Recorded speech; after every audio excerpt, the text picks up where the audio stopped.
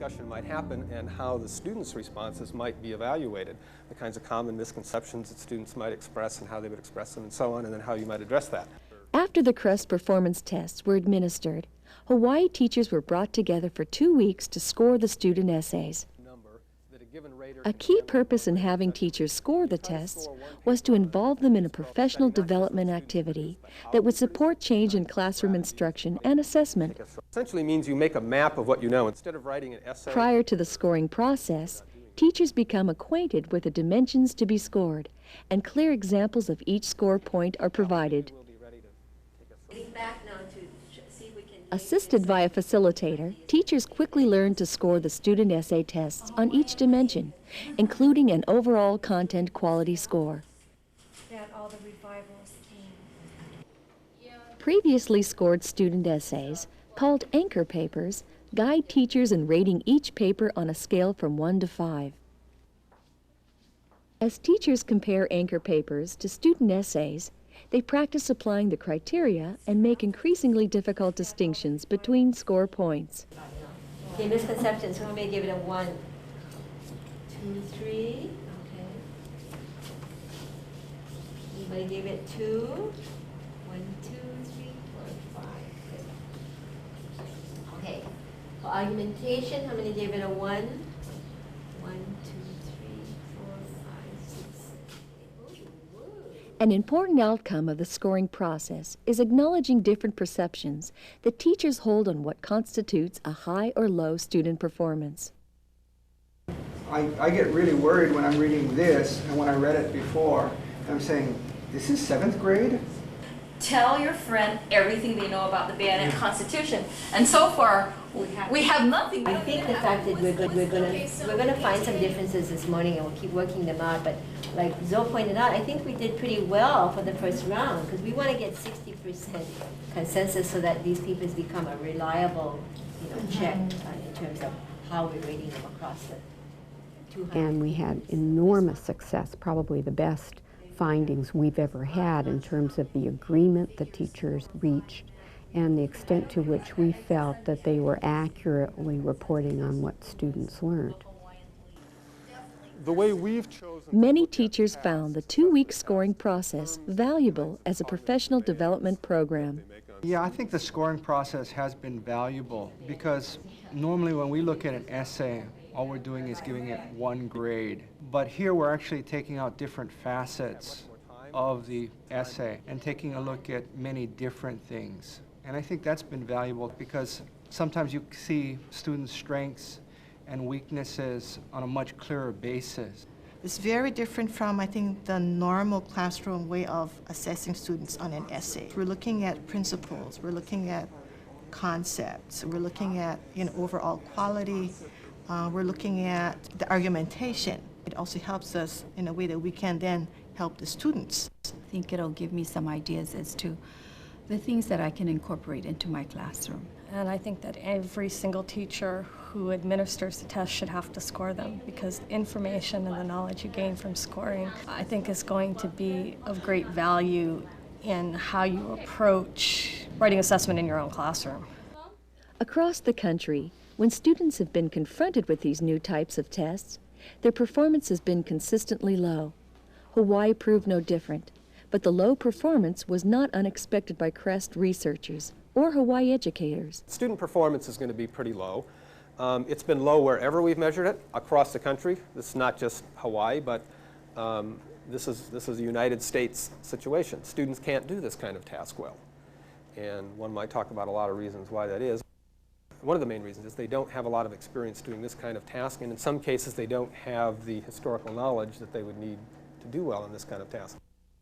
We're not going to look good. This school is not going well. It's going to have very divergent scores. And that, as a principal, doesn't threaten me at all because I see testing as a learning experience both for the student and the teacher. On a whole, most students did one of 2 things. They wrote about what they did know about, which was usually off the subject. It was usually the overthrow of Liliuokalani or the entire Kamehameha monarchy, a little summary of each.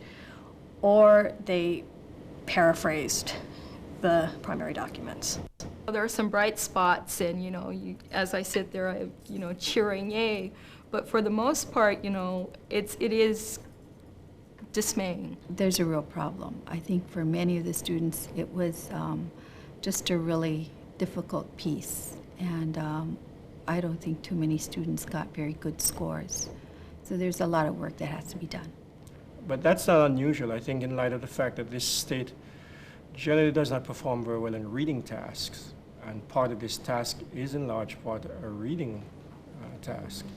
So we are not surprised at the state level, but I do realize that individual teachers will think, well, gee, my kids, they're not doing as well as I think they should. Performance of the students was not high, but it's very consistent with findings in every other place we've been. These tasks are difficult for students, and until the system and the teachers in the system learn how to teach in this particular way, we shouldn't expect different results.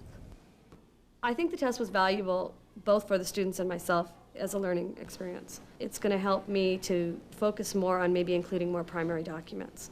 It's caused me to look at the way I teach, the way I do things, and given the chance, I would do them very differently. As a result of going through this process, there are several things that I'm considering doing. One is giving tests of this nature in the classroom, and to grade them on different scales and not just give one holistic score, to give the students a better idea of what their strengths and weaknesses are in any essay test. I will be changing my teaching somewhat when I go back to the class, because I think I see a great need for students to be able to at least attempt this kind of task, and at this point, I don't feel that they've been able to handle it at all. Area where lots of different subjects would need to also focus in on this, so that our students, by the time they graduate from high school, will certainly be able to work on something like this and be able to produce something really meaningful. To do better on a test like this, I need more practice on studying. If I had to do this test again, I'd study. Well, I'd study more, I'd review my books more. I absolutely think the test was valuable. I think that in terms of what they're required to be able to do is the important point here. They are required to be able to organize their ideas and write them and demonstrate that they have mastered the concepts and the primary resources or sources so that they discuss them and come to a point. I think if students were asked to write to show their understanding of history, that there would definitely be better performance, be better products. Thinking about history is also a skill. I think the student can learn by taking this type of assessment. Unfortunately, I've seen in some of the tests where students did not do anything or did not try. I've seen blank essays, I've seen 1-2 line essays. So obviously those students would have difficulty learning if they're not doing. The question becomes one of, would they learn if they did it, if they actually went through the process? And I would say yes, they would learn, because they would be reading original source material, have to think about it. But more important than that would be the feedback from the teacher to the students about how they did with that material. I think the students could learn a great deal from taking this type of assessment if the process with the students is taken care of. I don't think we can just go in one day and hand them a booklet and tell them to read material and write something about it using their knowledge and what's in the text. It's a much larger process for especially 7th graders. They're just not prepared to do that in the modern schoolroom. I tell you, many of the students are not even there yet. For them, just comprehending the material is something that they need to work on. So we're on pretty basic level, just comprehension, reading and reading comprehension before they can even get into the higher level areas of supporting their arguments. If the teachers then can do more of this kind of activity in the classroom other than just an assessment, if they bring in primary source documents, opposing primary source documents, and work with the students in integrating it for themselves, then I think this can be a very valuable experience. He's going to have to get cash money. How will it work? If, as John Dewey said, education is the fundamental method of social process and reform, then testing is perhaps the fundamental method of knowing whether or not we are improving education or failing our children.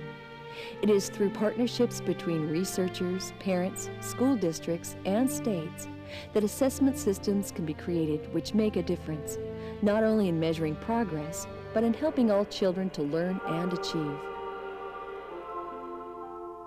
If I was to advise parents who were going to be involved in setting performance standards or assessments, what I would say to them is ask hard questions. What does this actually mean in the classroom?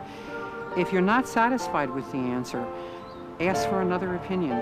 What we see here today is not going to be the end product, and what's neat about this whole process is that it's a continuing process of evolving and trying to refine the assessment tool to continue to be better and better and better. When it comes to investing in our children, that's the single greatest investment we can make. And if it can be a teaching tool to help teachers, help students learn better, then that investment is multiplied. And everyone can get on the same page. I think it will be true that students will learn more and that it will be all students, and that's our goal.